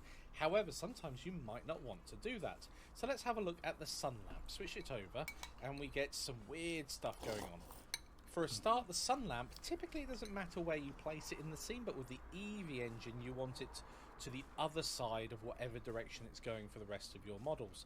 You will notice that if I select the lamp itself and move it, look, that top shadow from here has disappeared, and that's because we're no longer in line with it. If I was to just move it back slightly, the whole shadow of that top cube will appear again. If we were in the Cycles rendering engine, it doesn't matter where this lamp is at all, but it does matter with Eevee. So that's two distinct differences between those two. Now the sun lamp is parallel directional light, so all of the shadows will be the same, whereas with the other light sources they will be different depending on their distance from the light source. So a great way of demonstrating this would be to grab this plane here, duplicate it, rotate it on the y-axis by 90 to create a wall, and then I'm just going to move it back along here. So here we go. I'm going to move it so it's relatively close. There we go. That's close enough. So here, the sun lamp itself, because it's directional, all of the light rays are coming down parallel to that line that we can see there. And you can press the R key and move that if you wanted to. That's entirely up to you. Now if we change the type of light again, back to one of the other non-directional types, we notice that here the light is hitting this cube and going all the way over here, and again here to here. So that's not parallel light, that's all emanating from the same spot. Now thinking about spotlights, what happens if we turn on a spotlight? Well, as you probably guessed, it produces what's known as a spotlight, which is a single circular directional light. It's actually a cone coming out. We can turn on the cone. If we scroll down the properties here, we can go show cone to give us an idea of what is within the light cone itself. If I turn that off for a moment, this blend slider, I do like this. I prefer often a much softer light, and you can do that by changing this blend setting.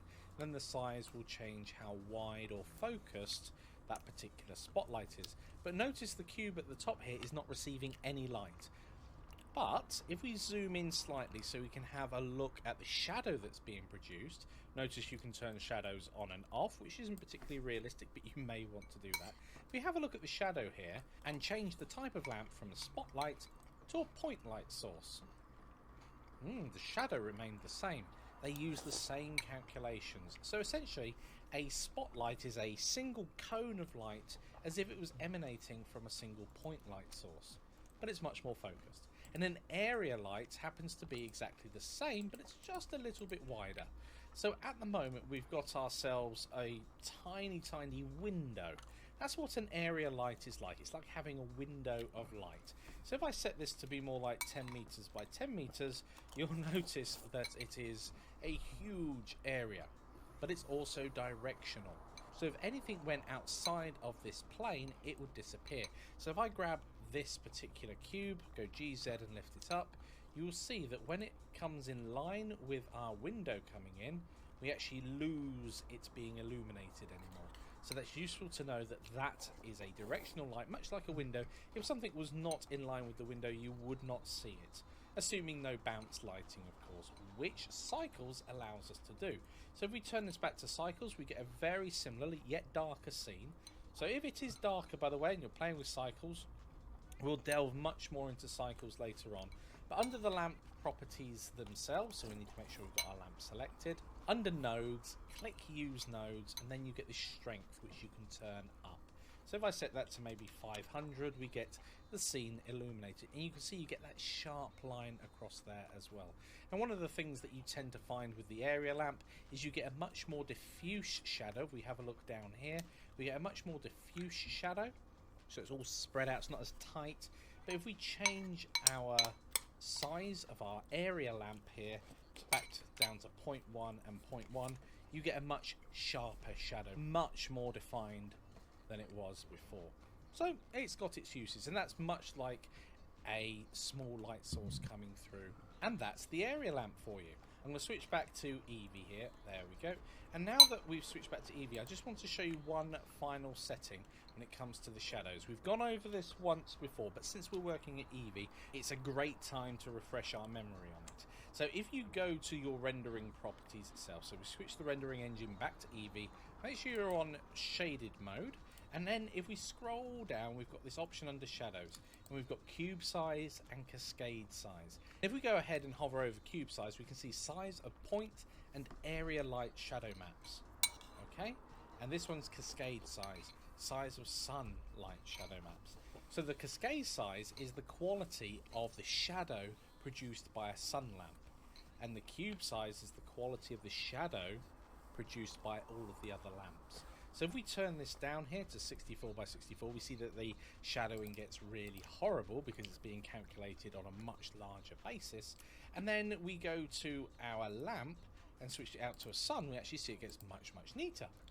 And of course, if you do have an outdoor scene and you want crisper shadows when it comes to the sun, what we can do is go to our render properties, and we'd have to change this one here, the cascade size, and bump it up much higher. And you can see at 4,000 pixels, we start to get a much sharper edge. This is not something you need to worry about when it comes to Cycles rendering, but it is with Eevee, because it's an optimization. One thing you will notice is that if your items are very, very small, this can start to become a problem when it comes to rendering in Eevee, because if it is tiny, you start to get less defined shadows. So if we scale this down and down and down, and then have a look at what shadow it produces when we lower it down to the ground, well, it's nearly non-existent. Yet when it was much bigger, it wasn't a problem. Okay, so the last thing I want to talk about real quick is if we scroll down, go to our properties, I'm going to change it back to a point light source, so it's still all jagged, deal with that in a bit. We've got our power settings, and obviously if something's further away, it's going to be less lit than something that's closer. So we put this at 500, it's obviously going to be a lot brighter over a further distance than if it's at 10. So you can change your power output to make it brighter or smaller. And the color, now this is pretty cool because we can change the color that we've got in our scene. And a classic color setting to have is a blue and orange light. So if you make your light slightly blue, duplicate it, move it along, let's say over here, and make this one slightly blue, you get a pretty cool looking shadow over on your cube itself. You can see here looking at it, I know it's buried in the ground at the moment, but that starts to look much, much better. And of course you could go over the top if you wanted. You can make this a much deeper color, and and then go back to our other light. I'm going to use the outliner to select it and make this more orange. And it can give your scene a particular feel to it, so don't be afraid to try different colour lights and see how your scene works out as you're playing with it. I'm going to do one final thing here because it's starting to bug me. We changed the shadow size. Let's bump that back up to 512. There we go. Okay, brilliant. So armed with that knowledge of your different lamps, I'd like you to start thinking about how you're going to light your chess scene. We're going to do that in the form of a challenge. And your challenge is to set up some lights in your scene. Now, I'm going to give you creative freedom here to put as many or as few lights in your scene as possible. Do you want it to look atmospheric? Do you want it to just be simple? It's entirely up to you. What I'm going to go for is 2 point light sources quite close to the board, and I'm going to have them slightly different colours. I'm going to go for orange and blue as my primary colours going on there. Now you'll likely need to look at your light's shadow settings as well. So when you're in the light properties, go down to shadow, and you probably have to move the starting point that the shadow starts at, since the board is a lot smaller than it might be expecting you to have. And finally, I'd love to see your lighting setup. Don't be afraid to share it with everybody. You may have come up with a brilliant idea. Pause the video now and give that a go. Okay everybody, welcome back. Let's go ahead and hop on into Blender and set up the lights for our scene. Okay everybody, welcome back. Well, I'm going to go ahead now and open up my chess scene. Okay, so this is how the chess scene is coming along at the moment. I'm really liking it, but let's see what it looks like when you go ahead and render it. Okay. Now our chess scene's pretty small, and I remember telling you guys a moment ago that that may cause us an issue when it comes to shadowing. So we may have to scale this up to get it working how we want it to. But let's see what we can do with our lamp. Let's move it closer so we can play with how it all looks. I'm going to have to lift that up slightly. In fact, I'm going to lift it up to 0.2. There we go. So it's the right height. And I'm just going to move it a bit closer and across. Now, because this is really bright in comparison, we can go to our light settings. I'm just going to adjust how I can see here and tone that down a little so it's not so bright. Perhaps set it down to 5, maybe even 1. There we go. Now the first thing I'm going to have to do here is play with the light shadow settings. So I'm going to go to the shadow here, and clip starts at 100 centimeters. So let's knock that down to 0.01, and we start getting shadows. I can see the shadows in here. That's really good. I'm going to turn on contact shadows as well. And distance, well, we don't need them to go that far, do we? That shadow's just about right. I'm going to play with the bias just to blend it in just a little bit better, and the softness as well. Again, it's entirely up to you how you end up setting the scene up. In fact, because it's so small, I'm going to go back to my render setting. Okay, so this is blinding. So what I'm going to do, drop it down to, so what, 5?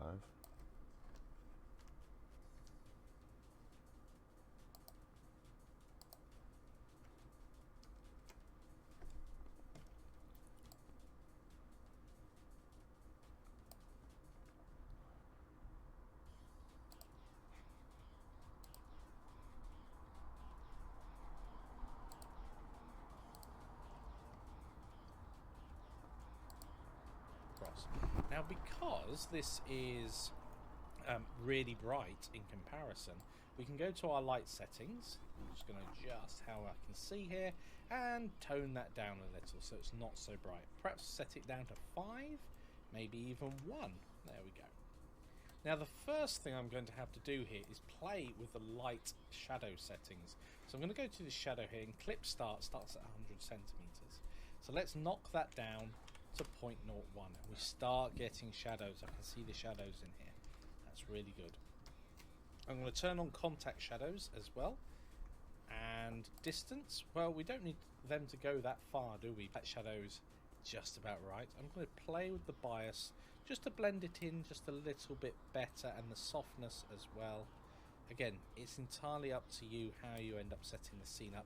In fact, because it's so small, I'm going to go back to my render settings, go to the shadow options, and bump up the cube size all the way to 4096, because we're going to have those neat shadows. I'm also going to turn on soft shadows.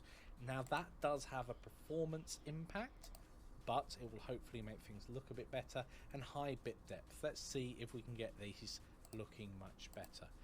Now I think this contact shadow that I've added before is causing us a bit of a headache, so let's come back in, turn off contact shadows. We still don't have these ones here giving us a shadow. I'm going to turn down the softness, see if we can get ourselves a shadow coming in. Okay, we can definitely get ourselves a decent shadow with the exponent turned all the way up.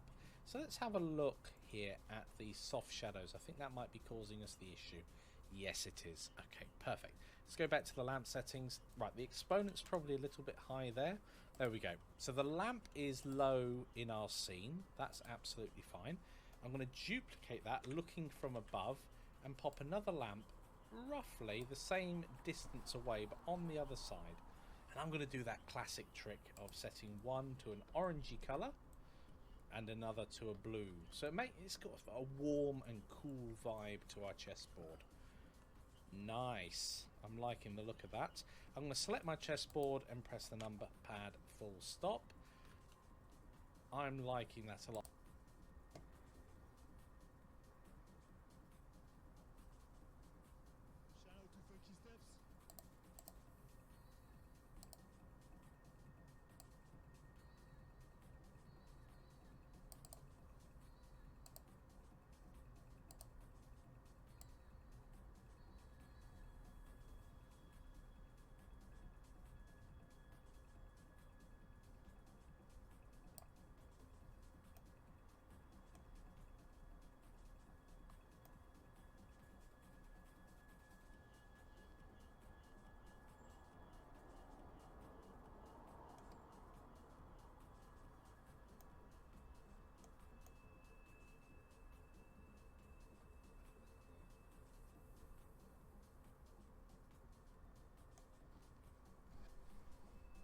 Okay, it took a lot of tweaking to try and get those shadows working, but I think that was worth it.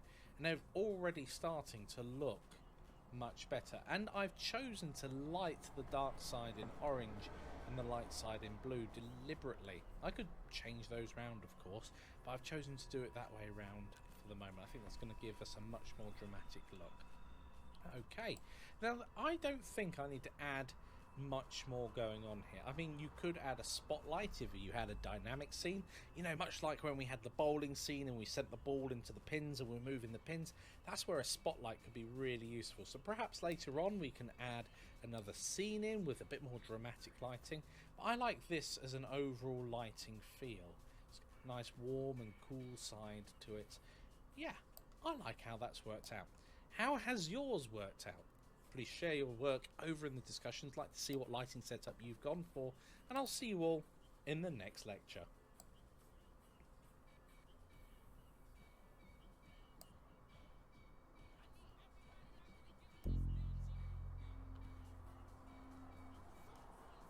Hello everybody, and welcome to this lecture where we are going to have a closer look at the roughness property of the principled shader, so we can start adding things like minor reflections. You can see the underside of this pawn here is lit even though it's facing down. It is and of lit. course we've got the reflections, but only on the black squares. Let's find out more. Okay, so we will start with a simple scene here. I'm going to lift my cube up slightly so it's above the plane, and then add in a plane and scale it up to around 10.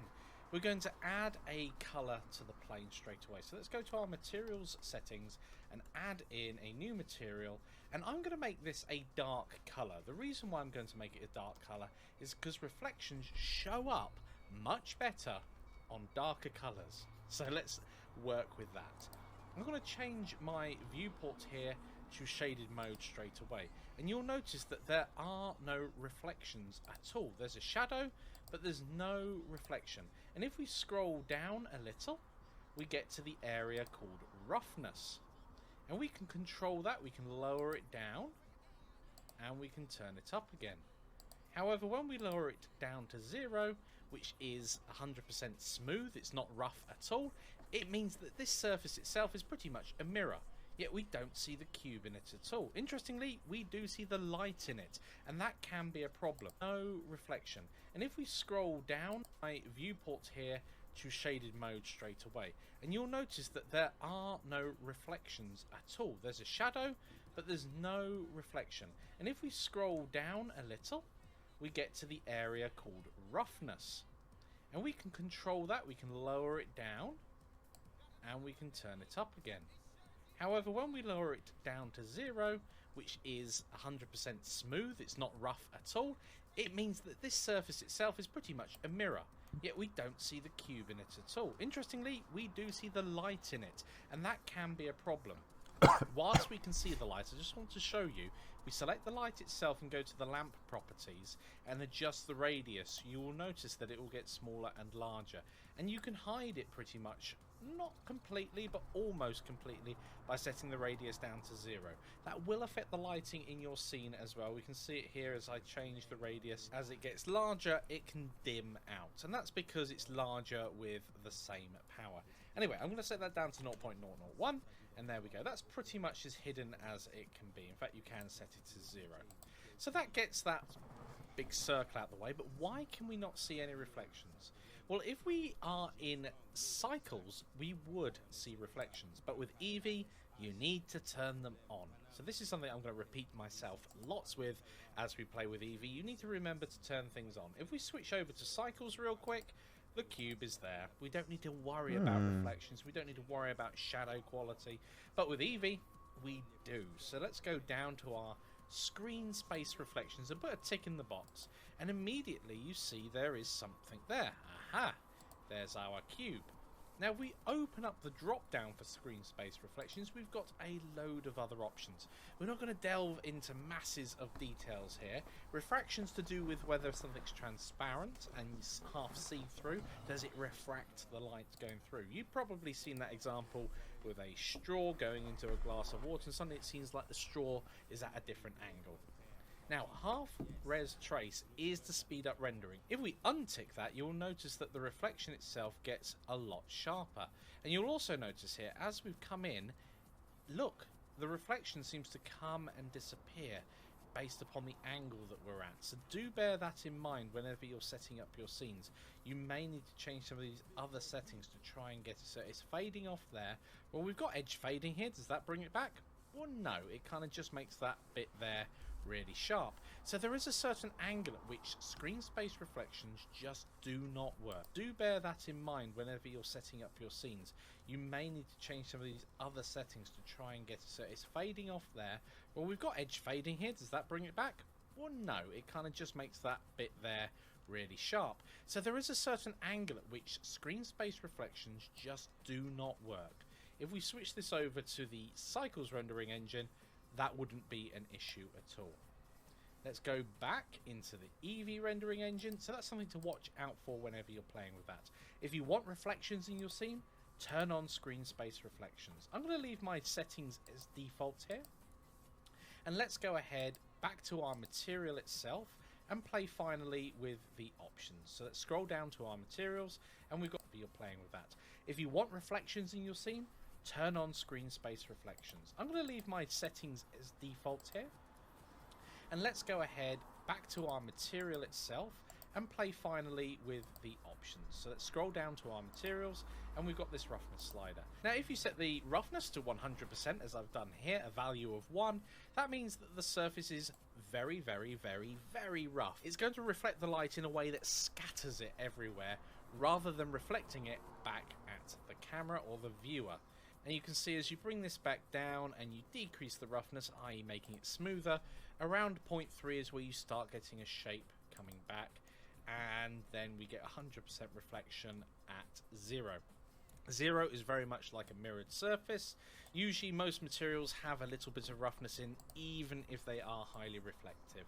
And it's up to you to play with that and see what you get out. Now later on in the course we'll be using different textures and different ways of controlling this roughness value, but for the moment we can just control it in the materials property window on the right here. What am I watching? Now, I you may am be watching familiar with the term specular. Blender. Now we're not using that type of work, like Blender 2.8 so in tutorial. general, we're going to leave the specular at 0.5. Sometimes specular can mean the amount of light reflecting from a surface. It's specularity.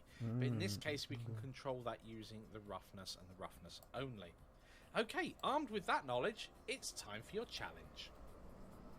Okay, so your challenge is to change the black square materials properties so that they will reflect the pieces within them. Make them mirror-like. And then feel free to experiment with the pieces and perhaps even the white squares as well. Do have fun, pause the video now, and give that a go. Okay everybody, welcome back. Let's go hop into Blender and make those black squares reflective. Okay everybody, welcome back. Let's go ahead now and open up our chest scene. I'm going to switch straight into rendered mode as we are, and let's have a look at our scene. So we've got a lovely sunset appearance on here and a blue over here. The first thing I'm going to do is go ahead and select my chessboard, go down to the material properties, black squares, and I'm going to make the black squares completely reflective. Initially, later on of course we can play with that. Okay, so black squares are reflective, and we can see straight away this light over here is being reflected. So I'm going to grab that light and turn the radius down to 0, and whilst I'm doing it, I'm going to do that to the blue one as well. It changes the lighting ever so slightly, and of course you can still see a little bit of a reflection there, but otherwise I'm happy with that result. Now we don't see any reflections yet, so let's go ahead to our render properties, go down to screen space reflections. I'm going to keep the default settings apart from the half res trace, so I'm going to turn it off just so I get a higher quality view. Let's have a look at that. Nice. So we can see our different objects being reflected. Of course, if we go too shallow, we won't see all of those reflections at certain angles. But I think that's starting to come together really well, and I like the difference. I'm going to play for a moment with the white squares as well. And remember, you can set the objects themselves to be reflective. In fact, with these faceted items, this may be quite fun. I'm going to set the black pieces as well to be highly reflective. This may completely fall flat on its face, but I want to give it a go. So black pieces, excellent. Roughness, okay. So we should be able to see other pieces in the reflections of those. So they look like a highly polished dark material. Of course you could add colour to them. I don't like them like that. I'm going to set the roughness a little bit higher. There we go. I'm going to set them to 0.3. Now the white pieces and the white squares, I'm going to leave those as they are for the moment. Okay, there we go. How are your boards looking? Are they coming together really nicely? I think we're going to end up using this board rather than going back to the original one and playing around with that. And for that, we're going to need to get rid of all of these other pieces to work on it, and we'll find out more about that in the next lecture. In the next lecture.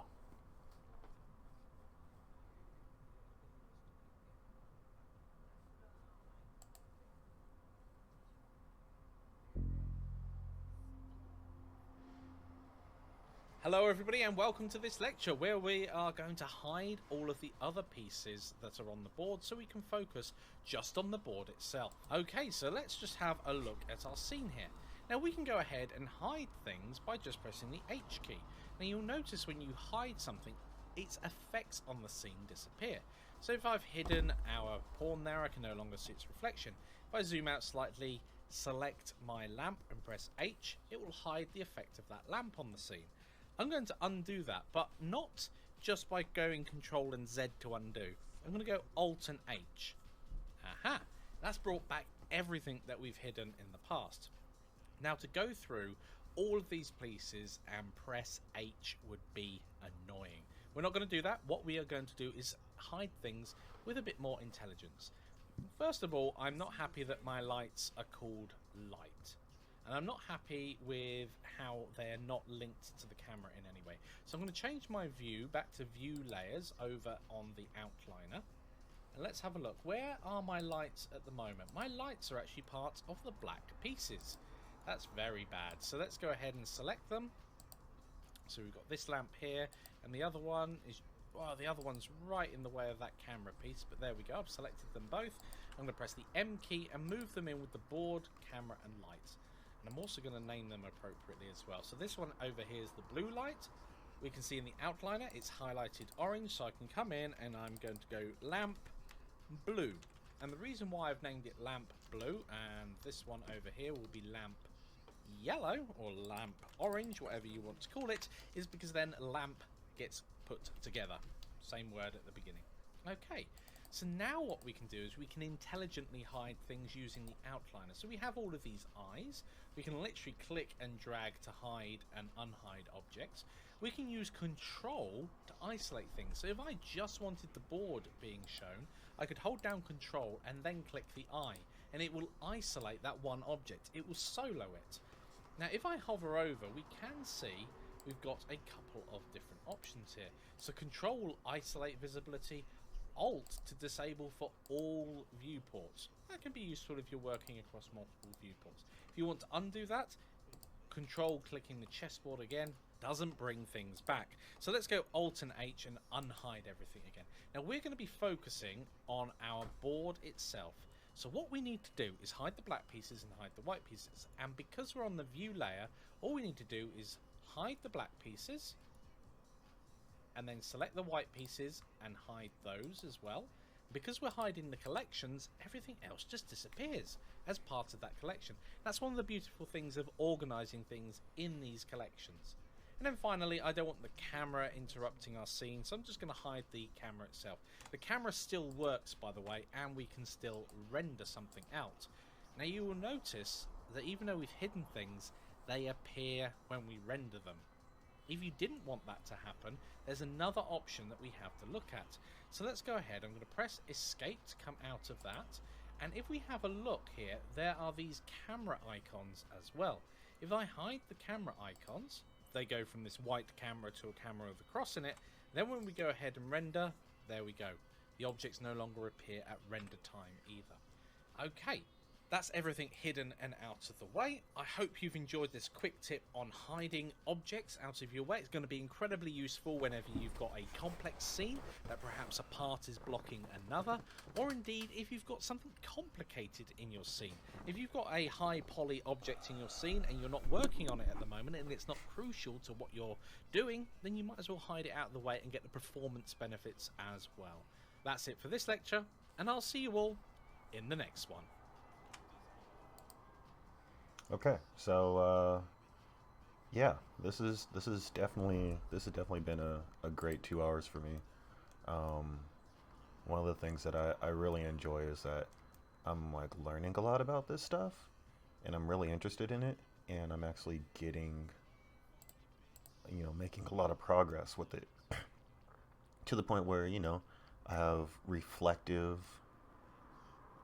a freaking chess, almost ready chess set, and has reflections, different lights. It's just really cool. It's simple, but it's really cool, and it's like really responsive and stuff. So yeah, thanks for hanging out with me. Again, I will be back on